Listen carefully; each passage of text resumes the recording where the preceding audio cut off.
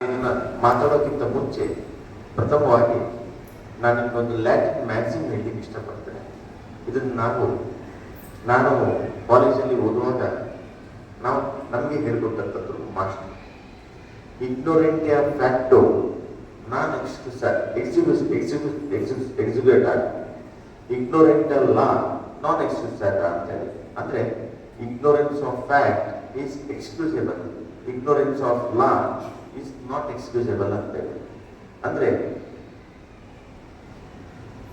ವಿಷಯದ ಅಥವಾ ಒಂದು ಘಟನೆಯ ವಿಚಾರದ ಬಗ್ಗೆ ಗೊತ್ತಿಲ್ಲದೆ ಇರೋದು ಅದು ಕ್ಷಮೆ ಕೊಡ್ಬೋದು. ಆದ್ರೆ ಕಾನೂನಿನ ಅರಿವಿಲ್ಲದೆ ಏನಾದ್ರೂ ತಪ್ಪಾಗಿ ಮಾಡಿದ್ರೆ ಮತ್ತೆ ಆಮೇಲೆ ನನಗೆ ಗೊತ್ತಿಲ್ಲ ಕಾನೂನು ಆ ರೀತಿ ಹೇಳ್ತದೆ ಅಂತ ಹೇಳಿದ್ರೆ ಅದರಲ್ಲಿ ಯಾವುದೇ ರೀತಿಯ ಕ್ಷಮೆ ಇಲ್ಲ. ಉದಾಹರಣೆಗೆ ನಿಮ್ಗೆ ಒಬ್ಬನಿಗೆ ಹೊಡೆದ್ರೆ ಅದೊಂದು ಅಪರಾಧ ಅಂತೇಳಿ ನನಗೆ ಗೊತ್ತಿಲ್ಲ ಅಂತ ಹೇಳಿದ್ರೆ ಇಲ್ಲ, ಹೊಡೆದೆ ಅಂತ ಹೇಳಿದ್ರೆ ಅದು ಅಪರಾಧನೇ. ಅದಕ್ಕೆ ದೇಶದ ಪ್ರತಿಯೊಬ್ಬ ನಾಗರಿಕನು ಕಾನೂನಿನ ಬಗ್ಗೆ ಅವನಿಗೆ ತಿಳುವಳಿಕೆ ಇರಬೇಕು. ತಿಳುವಳಿಕೆ ಅವನಿಗೆ ಇಲ್ಲ ಅಂತ ಹೇಳಿದ್ರೆ ಅದು ಯಾವುದೇ ರೀತಿಯಲ್ಲಿ ಅವನಿಗೆ ವಿನಾಯಿತಿ ಸಿಗುವುದಿಲ್ಲ. ಅದೇ ಈಗ ಮಕ್ಕಳಿಗೆ ಇದು ಅವಶ್ಯಕತೆ ಉಂಟಾ ಇಲ್ವಾ? ಮಕ್ಕಳಿಗೂ ಸಮೇತ ಅವಶ್ಯಕತೆ ಇದೆ. ಸಣ್ಣ ಮಕ್ಕಳು ಸಮೇತ ಕಾನೂನಿನ ಬಗ್ಗೆ ಒಂದು ಬೇಸಿಕ್ ಮಾಹಿತಿಯನ್ನು ತಿಳ್ಕೊಂಡಿರ್ಬೇಕಾಗ್ತದೆ.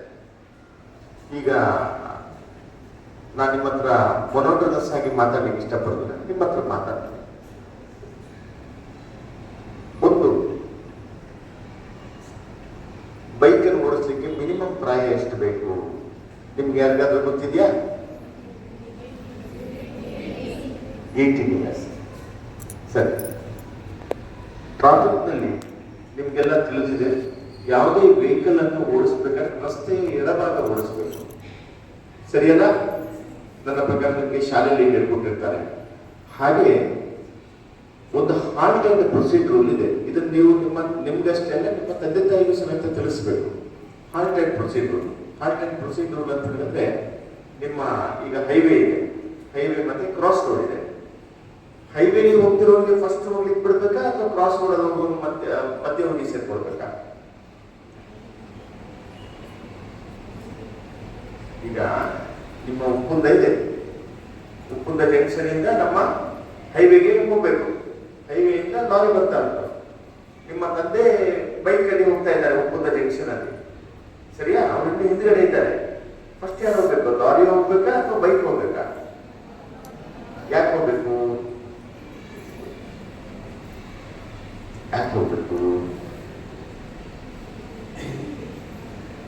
ನೋಡಿ, ರೂಲ್ಸ್ ಆಫ್ ರೋಡ್ ರೆಗ್ಯುಲೇಷನ್ ಅಂತಿದೆ, ತ್ರಿಬಲ್ ಆರ್. ಅದರ ಪ್ರಕಾರವಾಗಿ ಹಾಲ್ಟ್ ಅಂಡ್ ಪ್ರೊಸೀಡ್ ರೂಲ್ ಅಂತ ಹೇಳಿದೆ. ಹಾಲ್ಟ್ ಅಂಡ್ ಪ್ರೊಸೀಡ್ ರೂಲ್ ಅಂತ ಹೇಳಿದ್ರೆ, ಯಾರು ಫಸ್ಟ್ ಮೇನ್ ರೋಡ್ ಅಲ್ಲಿ ಹೋಗ್ತಾ ಇರ್ತಾನೆ ಹೈವೇಲಿ, ಅವನಿಗೆ ಹೋಗ್ಲಿಕ್ಕೆ ಬಿಡಬೇಕು.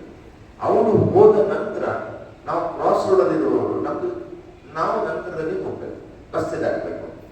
ಇವನ್ನ ನಾವು ರಸ್ತೆಯನ್ನು ಕ್ರಾಸ್ ಮಾಡುವಾಗ ಸಮೇತ ಎರಡೂ ಬದಿಯನ್ನು ನಾವು ರಸ್ತೆಯನ್ನು ನೋಡ್ಬೇಕು. ಮಕ್ಕಳು ನೋಡ್ಕೊಂಡು ವೆಹಿಕಲ್ ಇಲ್ಲ ಅಂತ ನೋಡ್ಕೊಂಡು ಮತ್ತೆ ರಸ್ತೆ ದಾಟಬೇಕು. ವೆಹಿಕಲ್ ನಲ್ಲಿ ಬರ್ತಿರುವವ ಸಾಧಾರಣ 100-150 ಕಿಲೋಮೀಟರ್ ಸ್ಪೀಡ್ ಅಲ್ಲಿ ಬರ್ತಾನೆ. ಹೈವೇ ಆದ್ರೆ ನಾರ್ಮಲ್ ಸಿಟಿ ರೋಡ್ಸ್ ಅಂದ್ರೆ 40-50 ಸ್ಪೀಡ್ ಆಗ್ತದೆ. ಅವನು ಬರ್ತಾ ಇರೋ ನೀವು ಸಡನ್ ಆಗಿ ಅಡ್ಡ ಬಂದ್ರೆ ನಿಮ್ಮ ಸ್ಪೀಡ್ ಖಾಲಿ ಒಂದು ಪಾಯಿಂಟ್ ಬಾರಿ ತೆಲ್ದ ಇರ್ಬೋದು, 5 ಕಿಲೋಮೀಟರ್ 2 ಕಿಲೋಮೀಟರ್ ಅಂತ ಒಂದು ಅಂದಾಜಿರುವ ನಡ್ಕೊಂಡು ಹೋಗುವಂತ ಸ್ಪೀಡ್. ಈ 80 ಕಿಲೋಮೀಟರ್ ಸ್ಪೀಡ್ ಅಲ್ಲಿ ಬರುವವ ಸಡನ್ ಆಗಿ ಅವ ವೆಹಿಕಲ್ ನಿಲ್ಲಿಸಲಿಕ್ಕೆ ಸಾಧ್ಯ ಇಲ್ಲ. ಅವನು ಅದನ್ನ ನೋಡ್ಬೇಕು.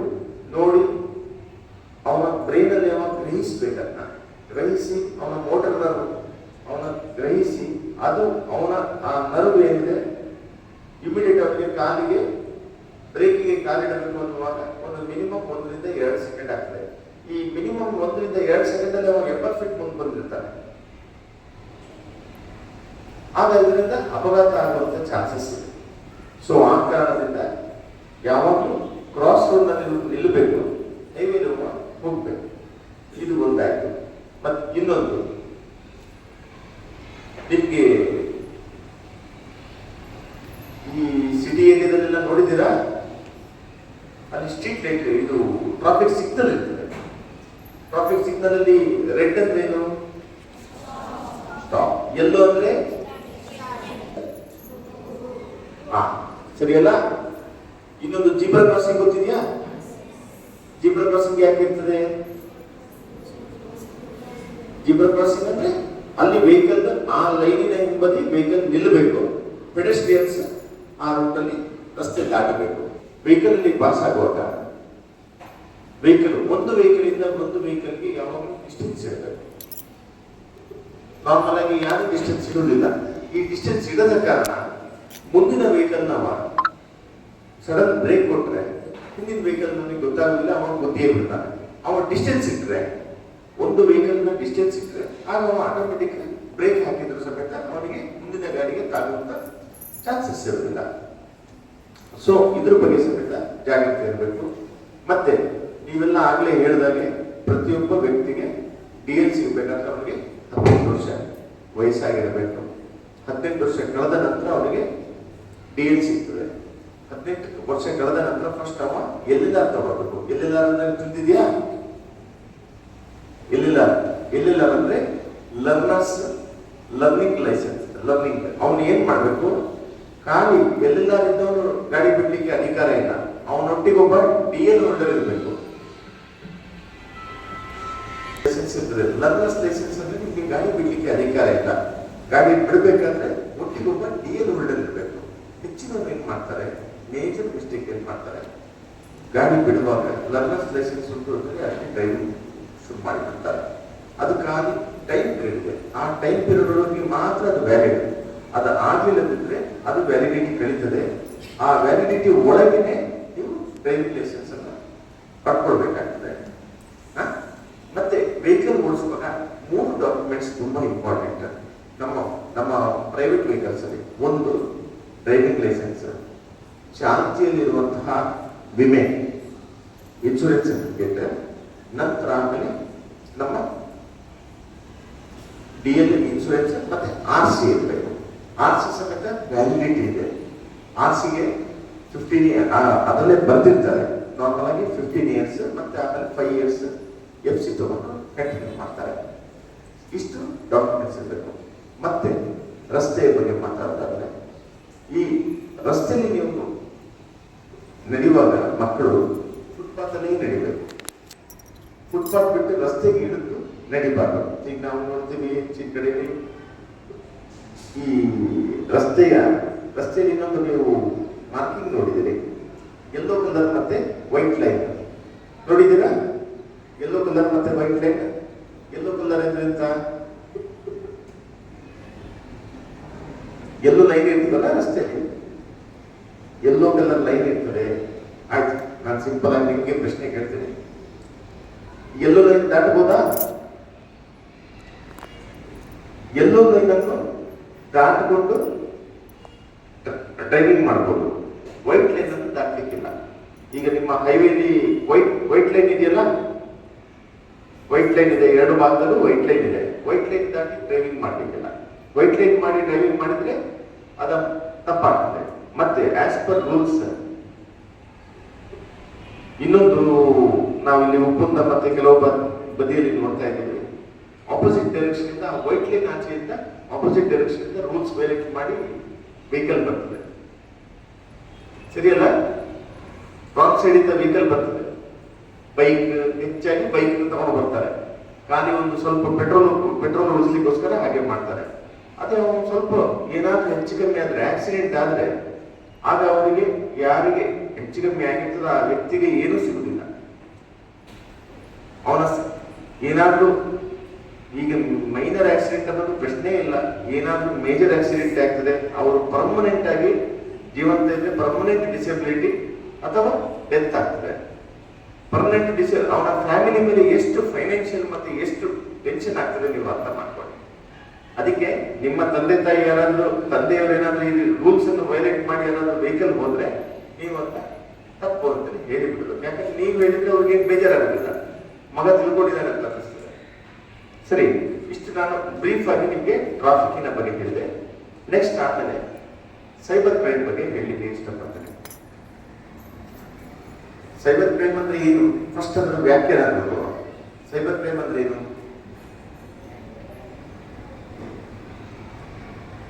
ಸೈಬರ್ ಕ್ರೈಮ್ ಅಂದ್ರೆ ಏನು? ನಾನದ್ರ ಸೈಬರ್ ಕ್ರೈಮ್ ಅಂತ ಹೇಳಿದ್ರೆ ಒಂದು ಕಂಪ್ಯೂಟರ್ ಅಥವಾ ಅದರ ನೆಟ್ವರ್ಕ್ ಸಿಸ್ಟಮ್ ನಿಂದ ಇನ್ನೊಂದು ಕಂಪ್ಯೂಟರ್ ಅಥವಾ ಅದರ ನೆಟ್ವರ್ಕ್ ಸಿಸ್ಟಮ್ ಮೇಲೆ ಅಪರಾಧ ಮಾಡುವಂಥದ್ದೇ ಸೈಬರ್ ಕ್ರೈಮ್. ಒಂದು ಕಂಪ್ಯೂಟರ್ ಅಥವಾ ಅದರ ನೆಟ್ವರ್ಕ್ ಸಿಸ್ಟಮ್ ಮೇಲೆ ಇನ್ನೊಂದು ಕಂಪ್ಯೂಟರ್ ಅಥವಾ ಅದರ ನೆಟ್ವರ್ಕ್ ಸಿಸ್ಟಮ್ ಮೇಲೆ ಅಪರಾಧ ಮಾಡುವಂಥದ್ದೇ ಕಂಪ್ಯೂಟರ್ ಸೈಬರ್ ಕ್ರೈಮ್ ಆಗ್ತದೆ. ನಿಮ್ಮ ಹತ್ರ ಎಲ್ಲ ಮೊಬೈಲ್ ಇದೆಯಾ? ಇಲ್ಲ. ಅಪ್ಪನ ಹತ್ರ ಮತ್ತೆ ಅಮ್ಮನ ಹತ್ರ. ನಿಮ್ಮ ಹತ್ರ ಬೇಡ ಮೊಬೈಲ್. ಮಕ್ಕಳ ಹತ್ರ ಮೊಬೈಲ್ ಇರಬಾರ್ದು. ಬಟ್ ಮೊಬೈಲ್ ನೋಡ್ಕೊಂಡೆ ಈಗ ಊಟ ಮಾಡೋದ್ರಿಂದ ಇರ್ತದೆ ಆಗ್ತದೆ. ಆ ರೀತಿಯ ಒಂದು ಹವ್ಯಾಸ, ಆ ರೀತಿಯ ಅಡಿಕ್ಷನ್ ಆಗ್ಬಾರ್ದು. ಮತ್ತೆ ನಿಮ್ಮಲ್ಲಿ ಫೇಸ್ಬುಕ್ ಅಕೌಂಟ್ ಅಂತದೇನಾದ್ರೂ ಇದೆಯಾ? ಇಮೇಲ್ ಅಂತದೇನಾದ್ರೂ ನಿಮ್ಮ ಹಿಂದೆ ಹಿಂಬದಿ ಫೇಸ್ಬುಕ್ ಅಕೌಂಟ್ ಅಂತದೇನಾದ್ರೂ ಇದೆಯಾ?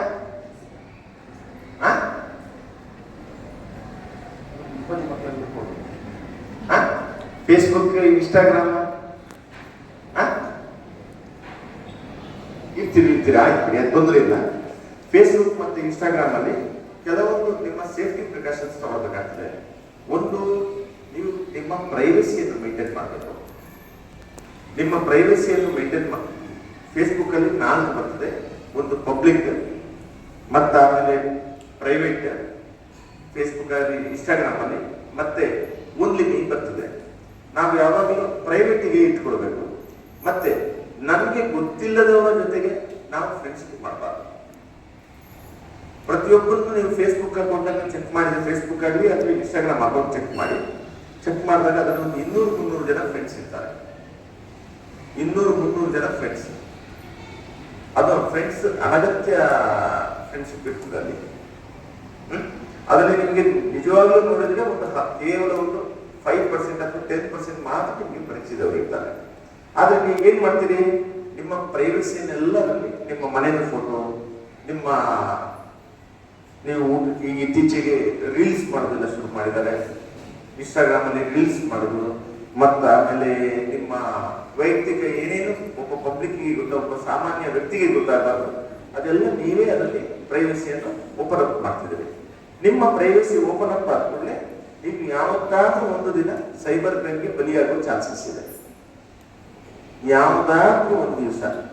ಸೊ ಅದಕ್ಕೆ ಇದ್ರ ಬಗ್ಗೆ ಇದು ಮಾಡಬೇಕು. ಮತ್ತೆ ಸೈಬರ್ ಕ್ರೈಮ್ ಅಲ್ಲಿ ಇನ್ನೊಂದು ಬರ್ತದೆ. ನೀವು ಕೆಲವರು ಗೊತ್ತಿಲ್ಲದವರಿಗೆ ಚಾಟಿಂಗ್ ಮಾಡೋದು, ಮೆಸೇಜಿಂಗ್ ಮಾಡೋದು, ಅದೆಲ್ಲ ಇರ್ತದೆ. ಈ ನಿಮ್ಮ ಪರಿಚಯ ಇಲ್ಲದವ್ರ ಜೊತೆಗೆ ನೀವು ಚಾಟಿಂಗ್, ಮೆಸೇಜಿಂಗ್ ಮಾಡಬಾರ್ದು. ಬೆಂಗಳೂರಿನಲ್ಲಿ ಒಂದು ಇನ್ಸಿಡೆಂಟ್ ಆಗಿದೆ. ಒಂದು ಕಡೆ ಒಂದು ಇನ್ಸಿಡೆಂಟ್ ಆಗಿದೆ. ಆ ಇನ್ಸಿಡೆಂಟ್ ಅಲ್ಲಿ ಒಂದು ಹುಡುಗ ತನ್ನ ಯಾರನ್ನು ಚಾಟಿಂಗ್ಸ್ ಮಾಡ್ತಾ ಇರ್ತಾನೆ. ಚಾಟಿಂಗ್ಸ್ ಮಾಡಿ ನೋಡುವಾಗ ಅವನಿಗೆ ಬರ್ಲಿಕ್ಕೆ ಇರ್ತಾನೆ. ಇವನು ಯಾರಂತಲೇ ಗೊತ್ತಿಲ್ಲ, ತಂದೆ ತಾಯಿಗೂ ಹೇಳೋದಿಲ್ಲ. ಸೀದಾ ಹೋಗಿ ಬಿಡ್ತಾನೆ. ಸೀದಾ ಹೋಗಿ ಅವನನ್ನು ಭೇಟಿ ಆದಾಗ ಅವನ ವಿರುದ್ಧ ಒಂದು ಕ್ರೈಮ್ ಆಗಿ ಬಿಡ್ತದೆ. ಅದೇನು ಕ್ರೈಮ್ ಅಂತ ನೀವು ಸಣ್ಣ ಮಕ್ಕಳು ನಾನು ಹತ್ರ ಹೇಳಲಿಕ್ಕೆ ಆಗೋದಿಲ್ಲ. ಅದರಿಂದ ಫೇಸ್ಬುಕ್ ಆಗಲಿ, ಇನ್ಸ್ಟಾಗ್ರಾಮ್ ಆಗಲಿ, ಅಥವಾ ಈವನ್ ವಾಟ್ಸಪ್ ಸಹಿತ ಗೊತ್ತಿಲ್ಲದವ್ರ ಜೊತೆಗೆ ನೀವು ಚಾಟಿಂಗ್ಸ್ ಮಾಡಬಾರ್ದು. ಗೊತ್ತಿಲ್ಲದವ್ರ ಜೊತೆ ನೀವು ಚಾಟಿಂಗ್ಸ್ ಮಾಡಿದರೆ ನೀವು ಯಾವುದಾದ್ರೂ ಒಂದು ಕ್ರೈಮಿಗೆ ಒಳಗಾಗುವಂಥ ಸಾಧ್ಯತೆ ಇರ್ತದೆ, ಅಥವಾ ನಿಮ್ಮ ವಿರುದ್ಧ ಏನಾದರೂ ಅಪರಾಧ ಘಟಿಸ್ಬೋದು.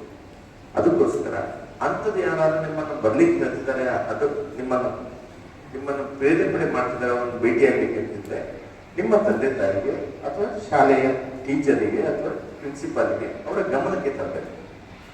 ಇದನ್ನು ನೀವು ಜಾಗ್ರತೆ ಮಾಡ್ಕೊಳ್ಬೇಕು. ಆಯ್ತು, ಮಾಡ್ತಿರಲ್ಲ? ಸರಿ. ನೆಕ್ಸ್ಟ್ ಇದೊಂದು ಫೇಸ್ಬುಕ್. ಇದು ನೆಕ್ಸ್ಟ್. ಆಮೇಲೆ ಇನ್ನೊಂದು, ನೀವು ಇತ್ತೀಚೆಗೆ ಮೊಬೈಲ್ ಬಂದಿದೆ. ಮೊಬೈಲ್ ಬಂದ ಕೂಡಲೇ ಮೊಬೈಲ್ನ ಕ್ಯೂರಿಯಾಸಿಟಿ ಜಾಸ್ತಿ ಆಗ್ತದೆ. ಮೊಬೈಲ್ನ ಕ್ಯೂರಿಯಾಸಿಟಿ ನಮ್ಮ ವೈಯಕ್ತಿಕ ಜೀವನದ ಮೇಲೆ ಪರಿಣಾಮ ಬೀರಬಾರ್ದು. ಅದರಿಂದ ನಾವು ಏನಿದ್ರು ನಮ್ಮ ನಾಲೆಜ್ ಗೇನಿಂಗ್ ಏನಿತ್ತು ಅದನ್ನು ಮಾತ್ರ ನಾವು ತಗೊಳ್ಬೇಕೆ ಹೊರತು ಅದರಲ್ಲಿ ಕೆಟ್ಟದ್ದು ಸುಮಾರಿದೆ, ಆ ಕೆಟ್ಟದ ಹತ್ರ ಹೋಗಬಾರ್ದು. ನಿಮ್ಮ ಕ್ಲಾಸ್ನಲ್ಲಿ ಯಾರಾದರೂ ಮಕ್ಕಳು ಈ ರೀತಿ ಬಗ್ಗೆ ಟೆಂಡೆನ್ಸಿ ಜಾಸ್ತಿ ಆದರೆ ಅದನ್ನು ನೀವು ಸೀಕ್ರೆಟ್ ಆಗಿ ಒಂದು ಟೀಚರ್ನ ಗಮನಕ್ಕೆ ತರಬೇಕು. ನಾವು ಯಾವಾಗಲೂ ಒಳ್ಳೆಯದನ್ನು ಮಾತ್ರ ಸ್ವೀಕಾರ ಮಾಡಬೇಕು, ಕೆಟ್ಟದನ್ನು ಸ್ವೀಕಾರ ಮಾಡಬಾರ್ದು. ಇದು ಫೇಸ್ಬುಕ್, ಇನ್ಸ್ಟಾಗ್ರಾಮ್ ಇದಕ್ಕೆ ಸಂಬಂಧಪಟ್ಟದ್ದು. ಮತ್ತೆ ಇನ್ನೊಂದು ಮೇನ್ ಕೇರ್ಫುಲ್ ಆಗಿರಬೇಕು, ನೀವು ಮೊಬೈಲಲ್ಲಿ ನಿಮ್ಮ ಫೋಟೋವನ್ನು, ಗ್ರೂಪ್ ಫೋಟೋವನ್ನು ತೆಗಿಲಿಕ್ಕೆ ಇನ್ನೊಂದು ಮಕ್ಕಳಿಗೆ ಬಿಡಬಾರ್ದು. ಯಾಕೆಂದ್ರೆ ಅಂತಹ ಸಂದರ್ಭದಲ್ಲಿ ಮುಂದೆ ಸಮಸ್ಯೆ ಆಗುವಂತ ಚಾನ್ಸಸ್ ಇರ್ತದೆ. ಅದು ಈಗಕ್ಕೆ ನಿಮ್ಗೆ ಆಗುದಿಲ್ಲ, ಮುಂದೆ ಬೇರೆ ರೀತಿಯ ಸಮಸ್ಯೆಗಳಾಗ್ತವೆ. ಸರಿಯಲ್ಲ? ಅದಕ್ಕೆ ಯಾರಿಗೂ ನಿಮ್ಮ ಪ್ರೈವಸಿಯನ್ನು ಈಗ ಯಾರಾದ್ರೂ ಶಾಲೆಗೆ ಮೊಬೈಲ್ ತಗೊಂಡ್ಬರ್ತಾನೆ, ಮೊಬೈಲ್ ತಗೊಂಡ್ಬಂದು ಹೀಗೆ ಶೋಕಿಗೆ ಫೋಟೋ ತೆಗಿತಾರೆ. ಫೋಟೋ ತೆಗೆದು ಅವನು ಒಬ್ಬರು ತೆಗೆದ್ರೆ ತೊಂದರೆ ಇಲ್ಲ, ನಿಮ್ಮ ಗ್ರೂಪ್ ಫೋಟೋ ತೆಗಿಲಿಕ್ಕೆ ಬಿಡಬೇಡಿ. ಸರಿ, ಇಷ್ಟನ್ನೊಂದು ಜಾಗ್ರತೆ ಮಾಡಿ. ನೆಕ್ಸ್ಟ್, ಈ ನಿಮ್ಗೆ ಇನ್ನೊಂದು ಗೊತ್ತಿದೆಯಾ? ಈ ತಂಬಾಕು ಸೇವನೆ, ಈ ಸಿಗರೇಟ್ ಸೇರೋದು. ಸಿಗರೇಟ್ ಅನ್ನು 18 ವರ್ಷದ ಕೆಳಗಿನ ವ್ಯಕ್ತಿಗಳಿಗೆ ಸಿಗರೇಟ್ ಕೊಡೋದು ಕಾನೂನಿನ ಪ್ರಕಾರ ಅಫೆನ್ಸ್. ಮಾರಾಟ ಮಾಡೋದಾದ್ರೂ ಅಫೆನ್ಸ್, ಸೇವನೆ ಬಗ್ಗೆ ಮಾರಾಟ ಮಾಡೋದು ಪಕ್ಕ ಅಫೆನ್ಸ್. ಇಂಥದ್ದು ಏನಾದ್ರೂ ನಿಮ್ಮ ಶಾಲೆಯ ದೇವಸ್ಥಾನದ ಮತ್ತೆ ಇತರೆ ಇಂಪಾರ್ಟೆಂಟ್ ಇನ್ಸ್ಟಿಟ್ಯೂಷನ್ಸ್ ನ 100 ಮೀಟರ್ ಒಳಗೆ ಯಾವುದೇ ರೀತಿಯಲ್ಲಿ ಈ ತಂಬಾಕಿನ ಉತ್ಪನ್ನಗಳನ್ನು ಮಾರಾಟ ಮಾಡಲಿಕ್ಕೆ ಕಾನೂನು ಬಾಹಿರ ಆಗ್ತದೆ. ಮಾಡಿದ್ರೆ ಅಂತವರ ಮೇಲೆ ಫುಟ್ಪಾ ಕಾಯ್ದೆ ಅನ್ವಯ ಅವ್ರ ಮೇಲೆ ಕ್ರಮ ತಗೊಳ್ಳಿಕ್ಕೆ ಅವಕಾಶ ಇದೆ. ಮತ್ತೆ ನಿಮ್ಮ ಶಾಲೆಗೆ ಬರುವಂತಹ ಯಾರಾದ್ರೂ ಆಗುಂತಕರು ಅಥವಾ ನಿಮ್ಗೆ ಪರಿಚಯ ಇಲ್ಲದವರು ಯಾರಾದ್ರೂ ನಿಮ್ಗೆ ಚಾಕ್ಲೇಟಾ ಅಥವಾ ಐಸ್ ಕ್ರೀಮಾ ಅಂಥದ್ದೇನಾದ್ರೂ ಕೊಟ್ರೆ ನೀವು ತಗೊಳ್ಬಾರ್ದು. ಯಾಕೆಂದ್ರೆ ಅದರಲ್ಲಿ ಕೆಲವೊಮ್ಮೆ ಬೇಡದಲ್ಲಿ ಏನಾದ್ರು ಮಿಕ್ಸ್ ಮಾಡಿ ಸೇವನೆ ಮಾಡುವಂತ ಅವಕಾಶ ಇರ್ತದೆ. ಇದ್ರ ಬಗ್ಗೆ ಸಮೇತ ಜಾಗ್ರತೆ ಮಾಡಬೇಕು, ವಹಿಸಬೇಕು. ಮತ್ತೆ ನಾನು ನಿಮ್ಮ 6ನೇ ಕ್ಲಾಸ್ ಎಷ್ಟು 6 to 10, ನಾನು 6 to 10th ವರೆಗೂ ಎಷ್ಟು ಹೇಳಬೇಕು ಅಷ್ಟೇ ಹೇಳಿದ್ದೀನಿ.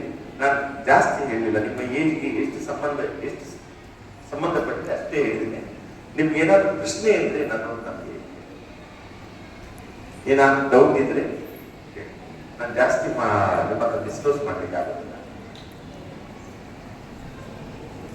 ಏನಾದ್ರು ಡೌಟ್ ಇದೆಯಾ? ಸೈಬರ್ ಕ್ರೈಮ್ ವಿಚಾರವಾಗಿ ಅಂಜಿಕೆ ಬೇಡ, ಓಪನ್ ಆಗಿ ಮಾತಾಡ.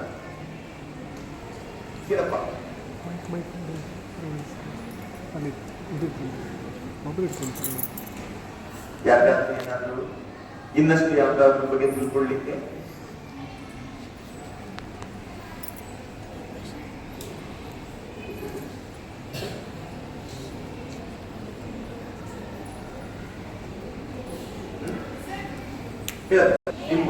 ನಿಮ್ಮ ಆರ್ಟಿಫಿಷಿಯಲ್ ಇಂಟೆಲಿಜೆನ್ಸ್ ನೋಡಿ.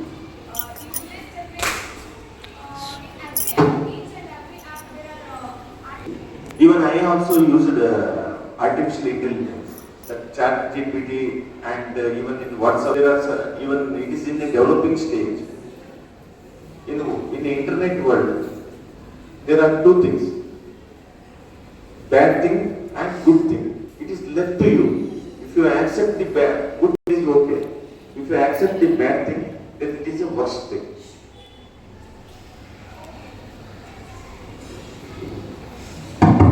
You are asking about the privacy? Yeah, asking about the privacy, and does they collect the information from? You see, you are saying this mobile now? Yeah. Huh? It is a hardware thing. Okay. But whenever you install any software, you observe there will be a notification.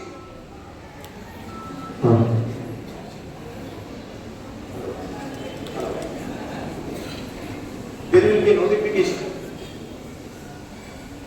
There will be a notification before installation.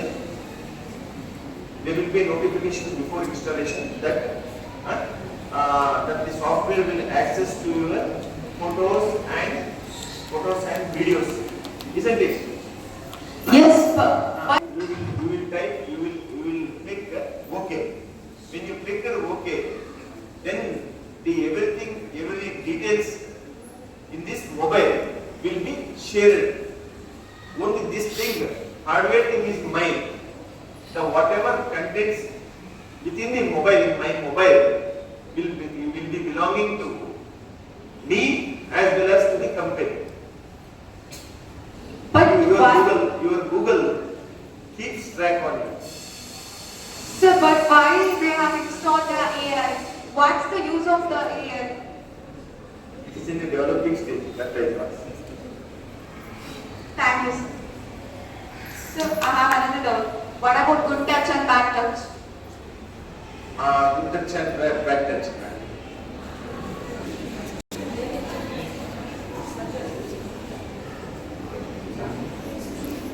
Good touch ಮತ್ತೆ ಬ್ಯಾಡ್ touch ಬಗ್ಗೆ ಕೇಳಿದ್ರು.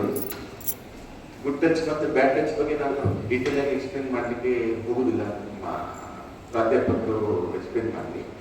But ಆ ರೀತಿ good touch ಬ್ಯಾಡ್ touch ಅಂತ ಹೇಳಿದ್ರೆ ನಿಮ್ಮ ಹೆಚ್ಚಾಗಿ sexual offences ಏನಾಗ್ತದೆ ಅದು ಮನೆಯ ಹೊರಗಿನವ್ರಿಗಿಂತ ಮನೆಯ ಒಳಗಿನವ್ರಿಗೆ ಜಾಸ್ತಿ ಆಗ್ತದೆ. First out of 100 cases 80 cases ಮನೆಯ ಒಳಗಿನವರಲ್ಲೇ ಆಗೋದು, 20 ಕೇಸಸ್ ಮಾತ್ರ ಮನೆಯ ಹೊರಗಿನವರಿಂದ ಆಗ್ಬೋದು. ಒಂದು ಉದಾಹರಣೆ ರೂಪನ ಹೇಳೋದಾದ್ರೆ, ಈಗ ಗುಡ್ ಟಚ್ ಮತ್ತೆ ಬ್ಯಾಡ್ ಟಚ್ ಬಗ್ಗೆ ನನ್ನ ಪ್ರಕಾರ ನಿಮಗೆಲ್ಲ ಸಾಧಾರಣ ಹೇಳಿರ್ಬೋದು. ಯಾರಾದರೂ ಅಶ್ಲೀಲವಾಗಿ ಒಂದು ನಿಮ್ಮ ವೈಯಕ್ತಿಕ ದೇಹದ ವೈಯಕ್ತಿಕ ಭಾಗಗಳನ್ನ ಮುಟ್ಟಿದ್ರೆ ಅಥವಾ ಇನ್ಯಾವುದೇ ರೀತಿಯಲ್ಲಿ ಸ್ಪಂದನೆ ಮಾಡಿದರೆ ಅದು ಮಕ್ಕಳಿಗೆ ಸಂಬಂಧಪಟ್ಟಾಗ ಪೋಕ್ಸೋ ಕಾಯ್ದೆ ಬರ್ತದೆ, protection of children from sexual offences act. ಈ ಕಾಯ್ದೆ ಪ್ರಕಾರ ಹಲವಾರು ಸೆಕ್ಷನ್ಗಳಿದೆ, ಆ ಸೆಕ್ಷನ್ ಪ್ರಕಾರ ಅಫೆನ್ಸಸ್ ಆಗ್ತದೆ. ಈ ಖಾಲಿ ಗುಡ್ ಟಚ್, ಈ ಏನು ಬ್ಯಾಡ್ ಟಚ್ ಇದೆ, ಬ್ಯಾಡ್ ಟಚ್ಗೆ ಸೆಕ್ಷನ್ 7 ಇಂದ 7, 8, 9, 10, 11, 12 ಮತ್ತು 13 ವರೆಗೂ ಅಫೆನ್ಸಸ್ ಬಗ್ಗೆ ಮತ್ತೆ ಅದರ ಬಗ್ಗೆ ಪನಿಷ್ಮೆಂಟ್ಸ್ ಬಗ್ಗೆ ಎಕ್ಸ್ಪ್ಲೇನ್ ಮಾಡಿದ್ದಾರೆ. ಈವನ್ ಮಕ್ಕಳಿಗೆ ಈ ನೀಲಿ ಚಿತ್ರವನ್ನು ತೋರಿಸೋದು ಸಮೇತ ಅಫೆನ್ಸ್ ಆಗ್ತದೆ, ಮತ್ತೆ ಮಕ್ಕಳ ನೀಲಿ ಚಿತ್ರವನ್ನು ಇಟ್ಕೊಳ್ಳೋದು ಮತ್ತೆ ಹರಡಿಸುವುದು ಸಮೇತ ಅಫೆನ್ಸ್ ಆಗ್ತದೆ. ಇದು ಮೇನ್ ಆಗಿ ಇರುವಂತದ್ದು. ಮತ್ತೆ ನನ್ನ ಡೌಟ್ ಅಂತ ಜಾಸ್ತಿ ಎಕ್ಸ್ಪ್ಲೇನ್ ಮಾಡ್ಲಿಕ್ಕೆ ಆಗೋದಿಲ್ಲ. ಗುಡ್ ಟಚ್ ಬ್ಯಾಡ್ ಟಚ್ ಬಗ್ಗೆ ಅದು ಮಾಸ್ಟರ್ಲಿ ಕೇಳ್ಕೊಳ್ಳಿ. ಮತ್ತೆ ಇದನ್ನ ನನಗೆ ಆದಷ್ಟು ನಾನು ಅರ್ಧ ಮುಕ್ಕಾಲು ಗಂಟೆಯಲ್ಲಿ ಸಂಕ್ಷಿಪ್ತವಾಗಿ ಹೇಳಿದ್ದೇನೆ. ಈ ಸಂಕ್ಷಿಪ್ತವಾಗಿ ಹೇಳುವಾಗ ಕೆಲವೊಂದು ನಾನು ತುಂಬಾನೇ ಕಟ್ ಮಾಡಿದ್ದೇನೆ, ಮತ್ತೆ ನಿಮ್ಮ ಪ್ರಾಯಕ್ಕೆ ಸಂಬಂಧಪಟ್ಟದಷ್ಟೇ ನಾನು ಮಾತಾಡಿದ್ದೇನೆ. ಇಷ್ಟು ನನಗೆ ಮಾತಾಡ್ಲಿಕ್ಕೆ ಅವಕಾಶ ಮಾಡಿಕೊಟ್ಟಿದ್ದಕ್ಕೆ